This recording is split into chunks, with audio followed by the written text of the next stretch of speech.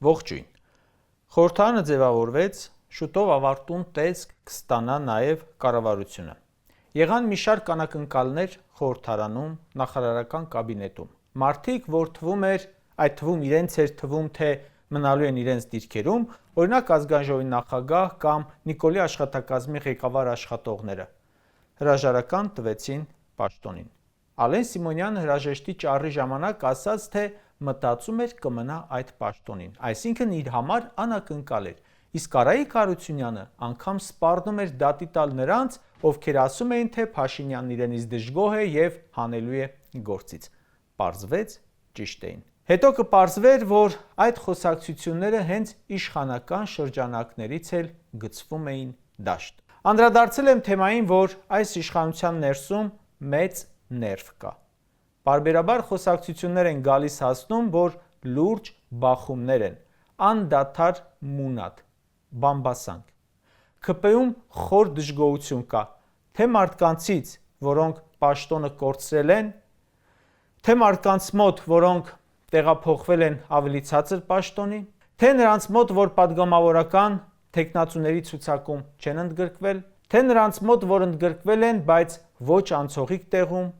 թե նրանց մոտ, որ անցողիկ տեղում են, բայց միևնույն է ըստ իրենց առաջին հորիզոնականներին իրենք արժանի, էլ առաջվա միամիտները չեն, որոնց տարեկան եկամուտը 500,000 դրամ էր, օրվա գարեջուրն էլ գրովի։ Չնայած որ իշխանությունը պահել են ամեն գնով, բայց հարցեր ունեն, ինչու ամեն գնով, այլ կերպ հնարավոր չէր։ Մի կողմից Փաշինյանն է դժգոհ, որ ընդամենը 49% են հավաքել։ Համարում է, որ թիմը լավ չի աշխատել։ Մյուս կողմից էլ ըստ տարբեր լուրերի ՔՊ-ում են մտածում, որ 49%-ից շատ չեն հավաքել հենց թիմի լիդերի պատճառով։ Նրանց մոտ հարց կարող է առաջանալ իր այսօրվա քաղաքական վարկանշով, որքանով է Փաշինյանն ավելի որևէ նախարարից ու պատգամավորից։ Չէ՞ որ նա ավելի անընդունելի կերպար է, ավելի մեծ բացասական վարկանշով, քան թիմի մյուս անդամները։ Յուրաքանչյուր նորմալ կուսակցությունում առաջնորդի դիրքը պայմանավորված է հանրային վստահությամբ, սակայն եթե այդ վստահությունն այլևս նախկինը չէ, անխուսափելիորեն առաջանում է հարց. արդյոք նույն մարդը պետք է շարունակի լինել կուսակցության անվիճելի առաջնորդը։ ՔՊ-ում այլևս նույն համոզվածությամբ չեն պնդում, թե Նիկոլի իշխանության հիմքը ժողովրդի անմիջական վստահությունն է։ Նա պարզապես չունի այդ վստահությունը։ ՔՊԱ-կանը կարող է հարցնել իր շեֆին. եթե ունեիր հանրային վստահություն, բայց ինչու էին ուժայինների գաղտնալսումները, ինչու էինք պետհիմնարկներից քշում հանրահավաքի, բա ինչու էինք պետբյուջեն սարքել բարեգործական կաթսա, բա ինչու էր հակակոռուպցիոնը առավոտից իրիկուն աուդիոմոնտաժողի գործ անում, բա ինչու էինք ընկնում դրսի ուժերի պարտքի ու մունաթի տակ։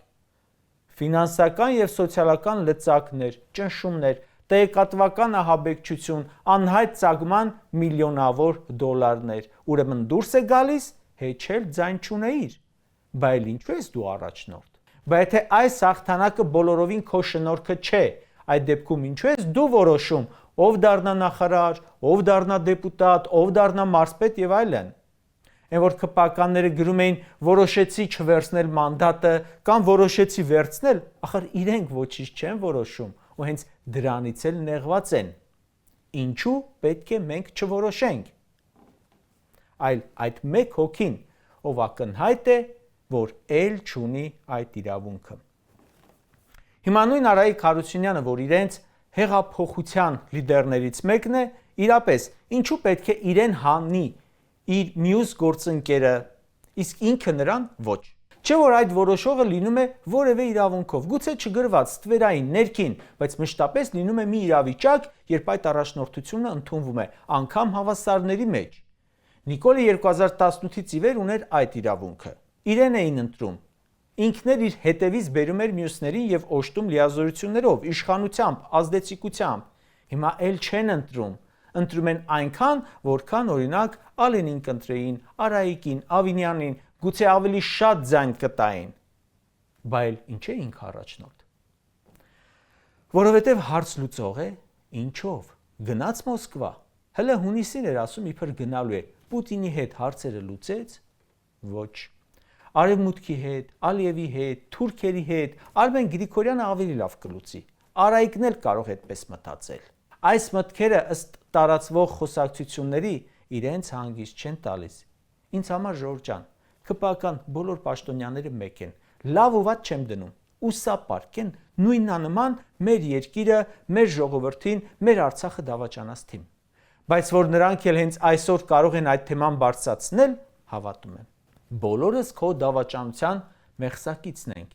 Եվ եթե քո Նիկոլ Փաշինյանիդ ուժը այլևս ոչ թե անունն է, անձն է, այլ վարչական ռեսուրսը, ընտրակեղծիքը, ահաբեկումը, քննչականը, դատախազությունը,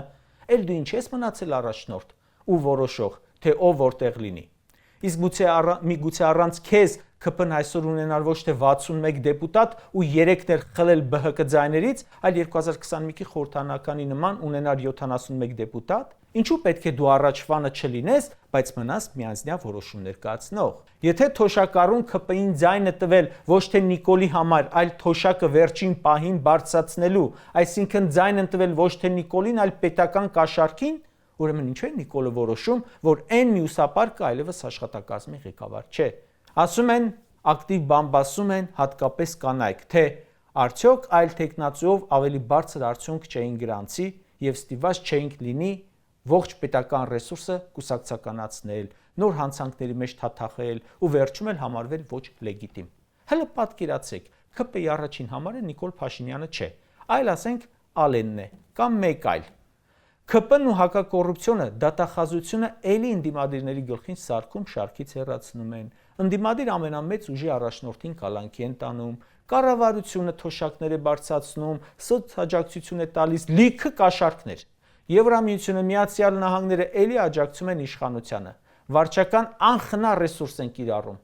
ԿՊ-ն նույն տոկոսը չէր հավաքի։ Նիկոլի պարագայում այդ բոլոր ապօրինությունների արդյունքը 49%-ն է։ Նույնն էր լինելու։ Իսկ գուցե Նիկոլը չլիներ, ավելի մեծ արդյունք ունենային։ Օրինակ, եթե Արարատ Միրզոյանը լիներ առաջին համարը եւ վարչապետի տեխնացուն։ Իրենք հո գիտեն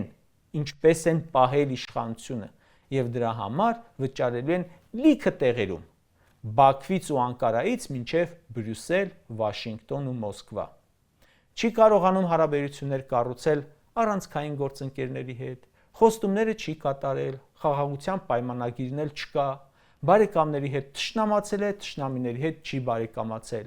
իսկի ռազմավարական գործընկերը չի շնորհավորում։ Բա դա ինչի արդյունք է։ Նիկոլի լեգիտիմության խնդիրը վաղուց դադարել է լինել միայն ընդդիմության բարձրաձայնած թեմա։ Այն կարծում եմ աստիճանաբար դարձել է եւ դառնալու է նաեւ իշխող կուսակցության ներսում առանցքային հարցերից մեկը, ցանկացած որոշում կայացնելիս, թիմում ցանկացած փոփոխություն անելիս, ու դա զսպելու համար